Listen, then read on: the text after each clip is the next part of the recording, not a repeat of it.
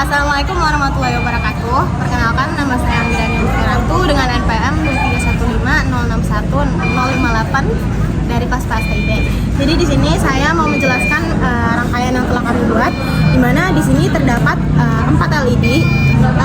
LED 1 berada di pin D1 ISP, LED 2 ada di pin D2, LED 3 ada di pin D3. Kemudian di sini ada buzzer, di mana buzzer terdapat di pin D4. Kemudian di sini ada indikator TV, LED indikator TV, di mana di sini berada di pin D7. Kemudian untuk ultrasoniknya sendiri, untuk pin trik dan echo-nya ada di pin D5 dan juga pin D6. Selanjutnya untuk logikanya, jika kurang dari 10 cm maka akan hidup semua LED-nya. Kemudian untuk di antara 10 dan juga 20, LED 1 dan 2 yang hidup. Kemudian jika lebih dari 20 maka hanya satu LED yang hidup. Selanjutnya, di sini saya akan menjelaskan codingan di Arduino IDE, di mana pada baris ke-1 hingga ke-3 mengimpor library, ada koneksi Wi-Fi ESP8266, kemudian ada komunikasi HTTP client-nya, dan parsing JSON dari server. Kemudian pada baris ke-6 hingga ke-7 menyimpan nama dan password Wi-Fi yang digunakan ESP8266 untuk koneksi internet. Lalu pada baris ke-14 hingga 19 di sini mendefinisikan pin yang dipakai di mana untuk LED 1 hingga LED 3 terdapat di pin D1 hingga D3. Kemudian untuk indikator TV, LED TV itu ada di D7, kemudian buzzer ada di D4. Selanjutnya pada baris ke-22 hingga ke-23 di sini ada alamat server backend-nya, yang dimana terdapat server distance untuk mengirim data jarak, kemudian ada server control untuk mengambil status kontrol TV-nya. Kemudian pada baris ke-26 hingga 29 di sini ada konfigurasi relay, di mana apakah aktif ketika high atau low, dan membuat klien global untuk komunikasi HTTP. Kemudian pada baris ke-31 hingga ke-40 di sini mengaktifkan serial monitor dan mengatur pin sensornya, di mana di sini baud rate-nya 115/200, kemudian track itu sebagai output, echo sebagai input, dan LED 1, 2, 3, kemudian indikator untuk TV, buzzer itu sebagai output. Kemudian pada baris ke-43 hingga baris ke-50 di sini menghubungkan ESP8266 ke Wi-Fi dengan SSID dan password yang sudah ditentukan. Kemudian akan menunggu sampai berhasil tersambung dan menampilkan alamat IP di serial monitor. Kemudian pada baris ke-53 hingga baris ke-62 di sini memicu pin trik yang membaca pantulan di pin echo untuk menghitung jarak dalam satuan cm. Kemudian pada baris ke-65 hingga baris ke-72 di sini ada kondisi di mana jika jarak itu kurang dari 10, maka statusnya dekat dan semua LED 1, 2, dan 3 akan menyala. Kemudian buzzer itu akan berbunyi dengan nada tinggi dengan bunyi yang cepat. Kemudian pada baris ke-74 hingga ke-81, jika jarak kurang dari 20 atau statusnya sedang, di mana LED 1 dan juga LED 2 akan menyala dan buzzer itu berbunyi dengan nada menengah dengan bunyi agak panjang. Kemudian, pada baris ke-83 hingga ke-90, jika jaraknya lebih dari 20, maka statusnya jauh dan hanya satu LED yang menyala. Lalu buzzer ini akan berbunyi dengan nada rendah dengan bunyi yang lebih lama. Pada baris ke-94 hingga baris ke-112, di sini mengirim data jarak atau distance dan status ke server dalam format JSON lewat HTTP POST, lalu menampilkan hasilnya di serial monitor. Kemudian pada baris ke-116 hingga baris ke-142, bagian ini berfungsi untuk mengambil data kontrol dari server melalui HTTP GET. Kemudian hasilnya dibaca dari JSON untuk mendapatkan nilai TV-nya. Setelah itu, nilai tersebut dipakai untuk mengatur status relay pada pin TV agar sesuai dengan perintah server. Dan baris terakhir, pada baris 145 terdapat delay 1000, di mana di sini memberi jeda 1 detik sebelum loop berikutnya dijalankan.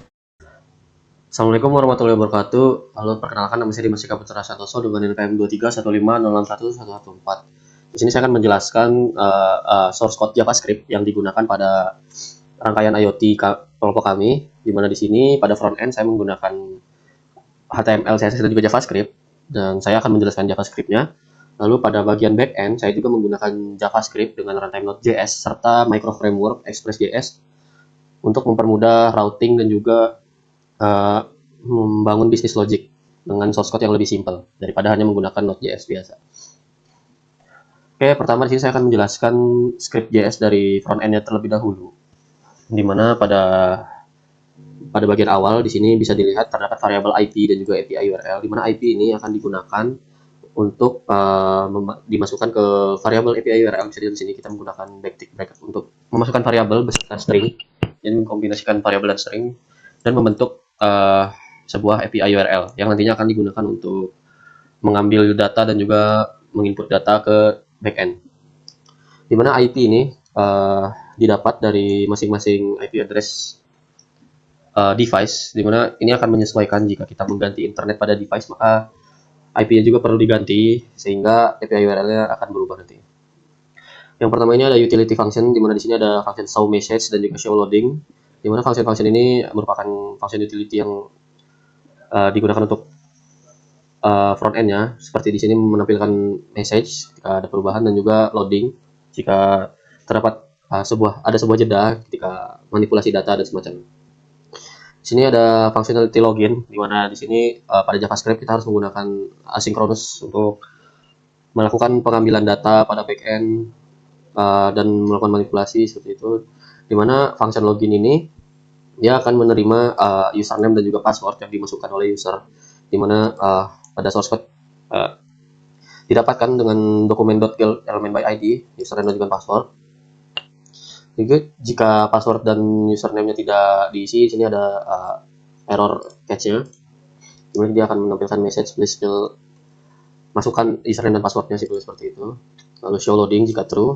Kalau true, kalau password dan username diisi, barulah di sini logic untuk mengecek username dan password ke backend dilakukan. Di mana di sini saya menggunakan try and catch.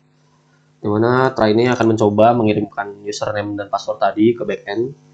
Di mana di sini bisa dilihat variabel response berisikan fetching menggunakan API URL /out/login, di mana di sini merupakan API untuk loginnya. Lalu ini method post karena kita mengirimkan data dari front end ke back end ya, di mana data tersebut merupakan username dan password user. Jika berhasil ini maka akan ditaruh di variabel data. Di mana di sini selanjutnya jika responnya tidak berhasil maka ada error dan message error yang akan ditampilkan. Lalu jika berhasil maka terdapat sebuah token yang akan dimasukkan ke local storage. Nah, token inilah yang akan nanti digunakan untuk authorization, dimana jika token ini sudah expired maka user akan harus login lagi, dimana token itu expired dalam waktu 1 jam. Logiknya itu nanti akan ada di backend ya. Nah, ini untuk redirect based on role. Jadi kan di sistem ini terdapat 3 role, di mana terdapat role admin 1 atau dispen 1, admin 2, dan juga super admin. Nah, nanti setelah melakukan pengecekan ketika login role-nya apa, jika role-nya admin 1 maka langsung di lokasi redirect menggunakan href ke dashboard 1.html. Kalau admin 2 ya ke dashboard 2, begitupun super admin maka akan ke super.html. Kalau nggak ada maka dia akan throw error unknown user role, seperti itu. Sini ada catch-nya, jika terjadi error akan menampilkan message. Lalu block final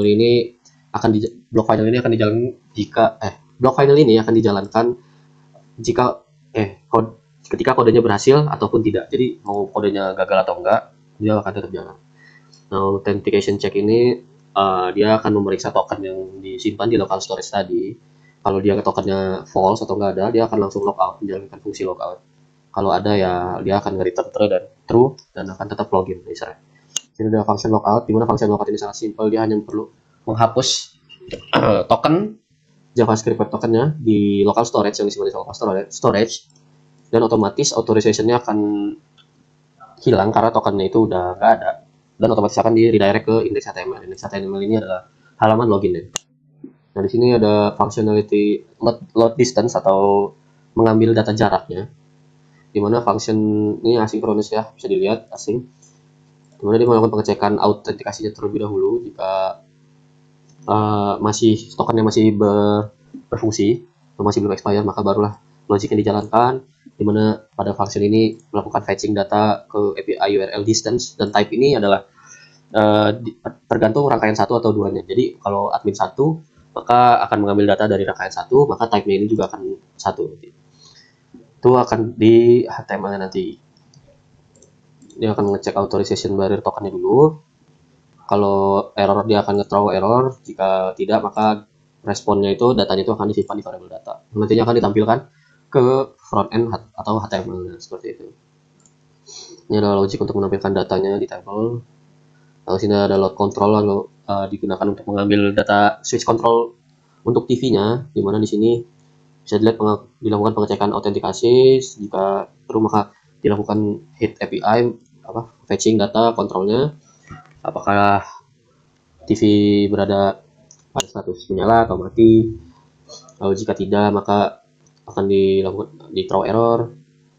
Lalu di sini ada update kontrolnya, di mana update kontrolnya digunakan, function update kontrolnya digunakan untuk melakukan pengiriman data perubahan pada switch TV-nya. Jadi ketika misal TV-nya dalam kondisi mati, maka produser akan melakukan perubahan, semisal menyalakan TV-nya, lalu terdapat button yang digunakan untuk mengirimkan update switch controlnya. Nah, button tersebut akan menggunakan function ini mengirimkan data terbaru dari status TV-nya, switch controlnya. Sama seperti function-function tadi alurnya, dia akan ngecek authentication-nya dulu, lalu melakukan fetching dengan metode post, karena dia mengirim data terbaru dari front end-nya, sisi kliennya ke back end. Jika error maka akan di throw error, lalu jika kita berhasil datanya disimpan pada variable data yang akan ditampilkan ke front end. Nah, ini logs ini function di mana yang hanya ada di super admin, yang hanya digunakan di super admin untuk melihat log dari user activity. Jadi pada admin itu kan nanti ada list dari user, di mana ada admin 1, admin 2, dan super admin. Di mana jika login, maka log ini akan terupdate, terdapat data timestamp login terakhir dan juga IP address dari seluruh admin. Jadi jika admin 1 login, maka timestamp data login tersebut akan ditampilkan pada halaman super admin. Lalu IP address-nya juga akan ditampilkan, IP address dari si admin 1 ini. Seperti itu. Selanjutnya terdapat refresh user log, ini function untuk refresh data di log user activity tadi. Selanjutnya di sini ada chart functionality, di mana chart inilah yang akan digunakan untuk menggambarkan data jarak pada bentuk grafik atau chartnya. Ini cukup panjang karena terdapat CSS untuk mempercantik tampilan grafiknya. Seperti itu. Selanjutnya di sini saya akan menjelaskan kode backend-nya, di mana pada backend ini bisa dilihat terdapat node module, di mana node module ini digunakan untuk menjalankan library atau modul-modul JavaScript yang dibutuhkan pada backend ini. Karena saya menggunakan Node.js dengan micro framework Express.js, di mana terdapat beberapa file utama dan folder utama. Di sini ada server.js. Server.js inilah yang merupakan file utama dari backend ini yang dijalankan pada Node.js. Dimana pada file ini kita mengimport beberapa library dan juga hal-hal yang dibutuhkan. Pertama sudah pasti express-nya, dimana nanti di sini akan disimpan pada function express-nya akan disimpan pada variable app. Jadi tinggal jika kita ingin menggunakan function metode-metode pada express ini, kita hanya memerlukan memanggilnya saja pada variable app ini, kayak app.use, app.listen, dan lain-lain. So ada body parser, lalu di sini ada MySQL untuk koneksi database MySQL-nya. Course ini digunakan untuk memberikan izin pada front end agar dapat mengakses API backend. Sebenarnya penggunaan course seperti ini tidak disarankan, karena artinya jika kita tidak men-setup course ini, bisa dilihat di sini kan kosongnya course yang harusnya di sini agak ada banyak. Jika kosong seperti ini, tandanya backend kita dapat diakses oleh seluruh front end. Sedangkan best practice-nya adalah kita harus men-setup front end apa yang hanya bisa mengakses backend ini. Jadi di limit seperti ini. Koneksi database-nya bisa dilihat. Di sini terdapat cons atau variable database, di mana menggunakan function MySQL create connection, di mana hostnya itu apa, usernya apa, passwordnya, database-nya, dan portnya. Di mana di sini value-nya itu saya memisahkan value-nya di .env file environment sebagai best practice, karena ini termasuk data yang penting yang seharusnya tidak ditampilkan pada source code utama. Jadi tidak di hardcode. Lalu di sini kita langsung menggunakan db.connect, karena di sini udah kita buat variable database dengan function create connection. Kita tinggal connectkan database-nya. Kalau error, kita console log. Kita throw error-nya, throw error ini akan tampil di log. Kalau berhasil ya di console log database connected. Lalu di sini ada routes dari API-nya. Di sini ada route untuk authentication, login dan register. Ini ada route untuk distance, jaraknya untuk ambil manipulasi data jarak. Dan di sini ada authentication untuk control. Jadi switch control TV itu diatur di sini. Ya, ada package JSON di mana di sini berisikan dependensi, script, dan juga nama dari project ini, di mana script ini digunakan untuk ngeran JavaScript-nya. Lalu ini ada dependencies yang digunakan pada backend seperti Bicrypt yang akan digunakan untuk hashing password, itu security dari authentication-nya, body parser, course.env, express, helmet, JSON web token, Morgan, dan juga MySQL. Untuk di mana JSON web token ini digunakan untuk generate token yang akan digunakan untuk pengecekan authorization. Ini git ignore untuk file-file yang tidak akan diupload ke repository GitHub. Ini .env, data-data yang diperlukan tadi, value-nya. Nah, lalu ada folder rsrc, di mana folder rsrc ini berisikan beberapa folder lagi, di mana terdapat controller, middleware, dan juga routes. Controller berisi business logic dari backend-nya. Middleware ini digunakan untuk pengecekan autentikasi, pengecekan web token-nya, apakah tokennya masih sudah expired atau belum, apakah ada tokennya atau tidak. Jadi kalau tokennya expired atau tidak ada tokennya, maka user tidak terautorisasi, jadi tidak bisa mengakses apapun. Ini routes-nya yang tadi di server.js. Ini kita akan berfokus ke controller. Nama adalah out controller, mana pada bagian awal ini kita mengimport JWT atau JSON Web Token-nya serta Bicrypt serta database-nya. Pada out controller ini terdapat beberapa functionality, yaitu login, register user, dan get user log-nya untuk super admin. Untuk login sendiri, di sini ada asynchronous function, di mana dia meminta username dan juga password. Lalu jika sudah mendapatkan username dan passwordnya, maka dia akan melakukan query pada database. Query-nya disimpan di variable SQL, select all from user dengan kondisi username. Kemudian jika terdapat error, dia akan nge-return status error, status 500, status code. Dan jika berhasil, maka dia akan melakukan pengecekan passwordnya. Jadi passwordnya akan dihash menggunakan Bicrypt. Jika sesuai sama password yang ada di database, maka user akan dinyatakan berhasil login. Jika berhasil, maka terdapat function untuk pengambilan IP, karena di super admin kita membutuhkan IP dari semua user yang login untuk pengecekan log. Lalu update log ini ke login, di mana update log ini merupakan functionality untuk mengupdate timestamp user terakhir loginnya. Setelah itu pembuatan token JWT-nya, di mana pembuatannya itu menggunakan function dari JWT-nya sendiri. Expired-nya itu 1H atau 1 hour. Jadi setelah 1 jam user akan diminta untuk login kembali agar tokennya terrefresh. Ini untuk registernya, dia function register ini meminta username, password, dan juga role-nya. Jika sudah terpenuhi, maka error ini tidak akan berjalan, dia akan langsung ke sini. Hashing ini dia akan menghash password yang diinputkan tadi, yang user input untuk register akun, passwordnya akan dihash dan baru disimpan ke database. Lalu ini SQL untuk menginput atau menginsert data user tersebut yang sudah diregister. Jika berhasil, maka terdapat respon message user berhasil dibuat dan user berhasil masuk ke database. Lalu terdapat get user log, function untuk get user lognya, dimana ini hanya untuk super admin yang dapat mengakses. Dia hanya mengambil last login, last IP dari user serta username dan role-nya. Untuk distance controller atau controller jaraknya hanya simple ya, kita melakukan CRUD sederhana, create, update, delete pada logika jaraknya, data jarak, dimana kita mengimport DB-nya dari server JS tadi. Sini untuk mengambil data 1, select all from table distance 1. Ini untuk jarak kedua, yang berbeda tabel, logiknya sama. Dan ini untuk melakukan post, ini distance 1, melakukan pengiriman jarak. Ini digunakan, metode ini digunakan untuk Arduino-nya IoT-nya mengirimkan jarak dari rangkaiannya ke backend.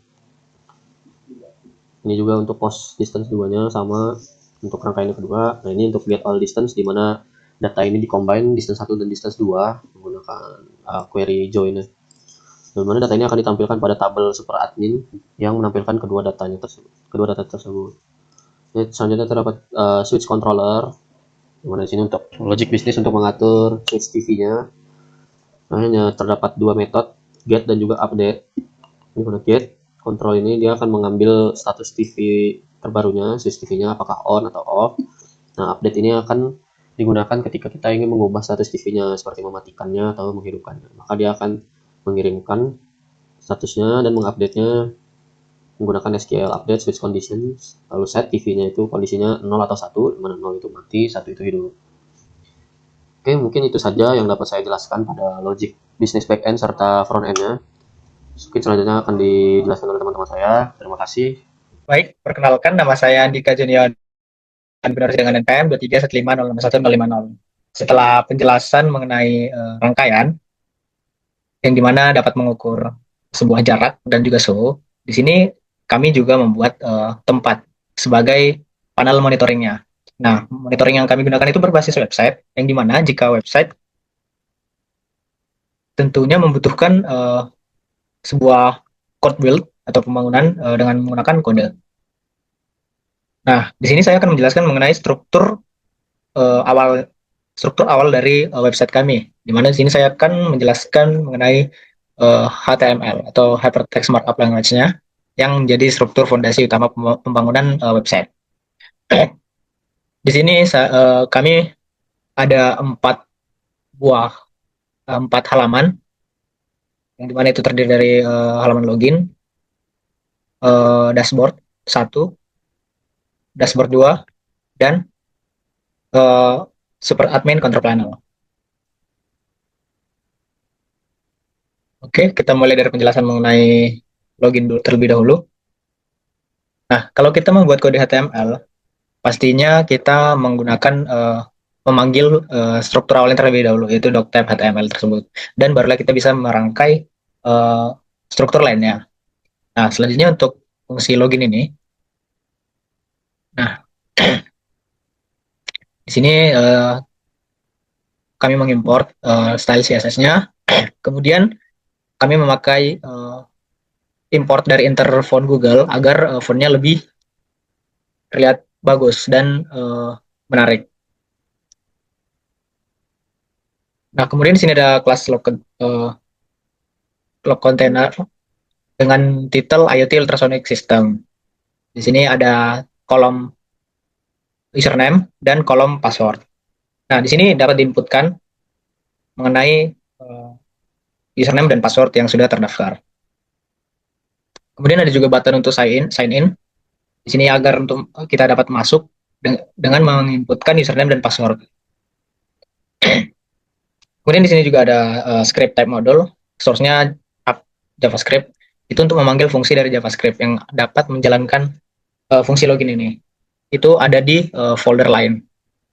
Nah, selanjutnya saya akan menjelaskan dashboard yang pertama. Nah, dashboard pertama ini adalah halaman untuk admin pertama yang hanya dapat membaca jarak. Sama seperti sebelumnya, kita menggunakan struktur awal dari HTML, kemudian mengimport style CSS, dan menggunakan font inter dari Google. Nah, di sini ada juga source-nya dari chart JavaScript, itu untuk memakai chart yang dapat diimport dari JavaScript itu sendiri, yang nanti akan tampil di sini ketika fungsinya sudah dijalankan. Kemudian kita membuat title distance sensor 1 dashboard. Di sini nanti akan berupa grafik-grafik. Nah, kemudian ada kelas untuk real time distance chart-nya dan recent data record ini. Di sini masih terus loading data karena datanya belum dikirim, yang nantinya akan sekalian dengan fungsi JavaScript-nya. Di sini ada ID, distance, status, dan timestamp. Nah, di sini juga ada modul JavaScript app-nya untuk menjalankan fungsi ini. Nah, di sini ada fungsi untuk melakukan load untuk chart yang pertama. Di sini, jadi nanti chart yang pertama untuk pembacaan jarak akan dibaca di sini menggunakan fungsi JavaScript-nya. Oke, kita lanjut ke dashboard yang kedua.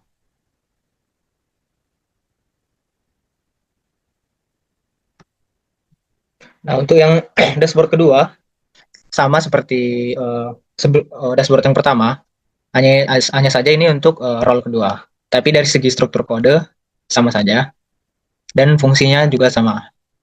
Hanya beda di perizinan untuk akses. Nah, kemudian ini adalah super role atau role yang dapat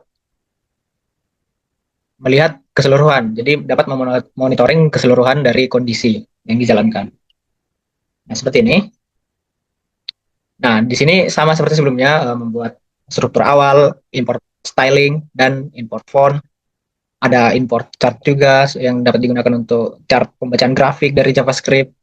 Kemudian ada kelas super admin dengan title super admin.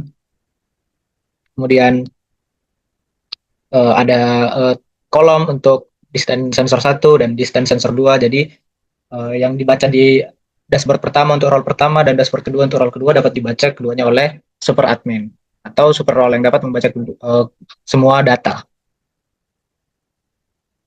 Kemudian sama seperti sebelumnya ada status yang bersih dari source-nya ID, distance, status, timestamp. Hanya saja belum ada datanya yang masuk karena belum dijalankan. Nah, kemudian juga ada control panel. Nah, control panel di sini fungsinya untuk sebagai toggle untuk menghidupkan dan mematikan TV dari panel website itu sendiri. Nah, itu dapat dilakukan oleh super role. Nah, di sini admin juga dapat melihat user activity logs-nya yang berisi dari ID, username, role, last login, dan IP address. Di sini admin bisa super role bisa melihat kapan saja role 1 dan role 2 itu masuk. Nah, kemudian sama seperti yang sebelumnya mengimport modul JavaScript, app JavaScript, filenya yang ini. Jadi nanti fungsi JavaScript akan dijalankan dengan memanggil fungsi JavaScript itu sendiri di kode HTML-nya. Kemudian ada distance chart 1 dan 2 itu untuk seperti yang tadi di dashboard 1 dan 2. Chart 1 dan 2 ini untuk menampilkan chart yang diimport dari JavaScript tersebut. Kemudian ada juga fungsi dari JavaScript untuk mengaktifkan atau menonaktifkan TV, dan ada checkbox TV, status, dan lainnya. Nah, seperti itu kira-kira penjelasan HTML. Di sini saya juga mungkin akan menjelaskan sedikit dari stylingnya. Sebenarnya simpel saja. Di sini kami memakai modern dark blue, tema dark blue. Karena bisa dilihat seperti website ya, semuanya memakai tema biru yang gelap. Untuk body, navigation bar, button, dan lainnya bisa di styling di sini. Hanya saja kebanyakan kalau dijelaskan satu persatu. Jadi seperti ini kira-kira stylingnya.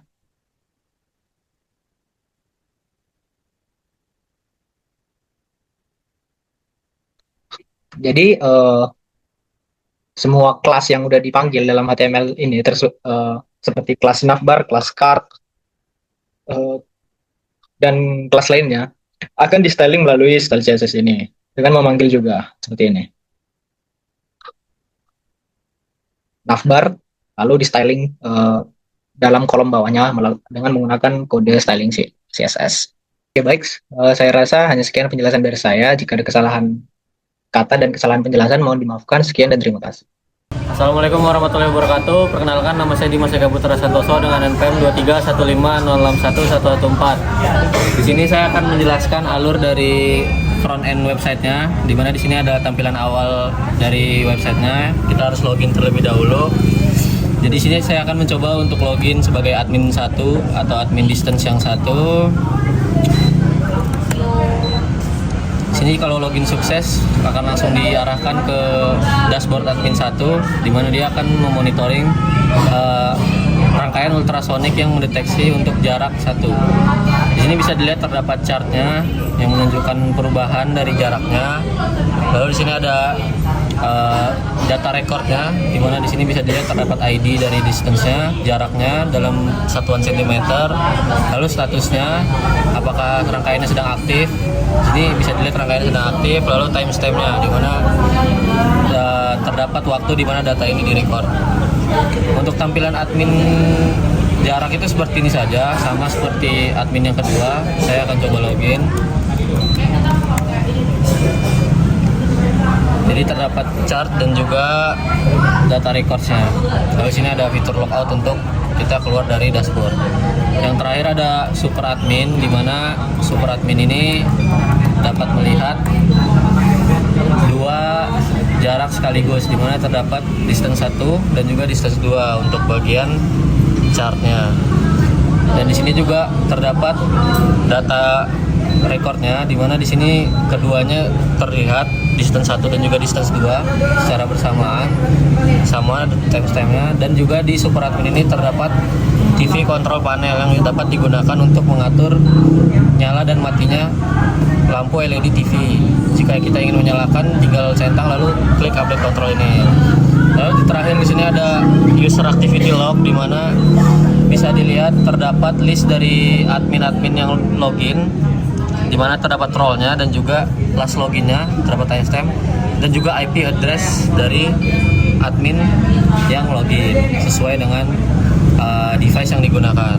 Di sini juga ada tombol refresh jika kita ingin merefresh data yang akan ditampilkan pada log user activity ini.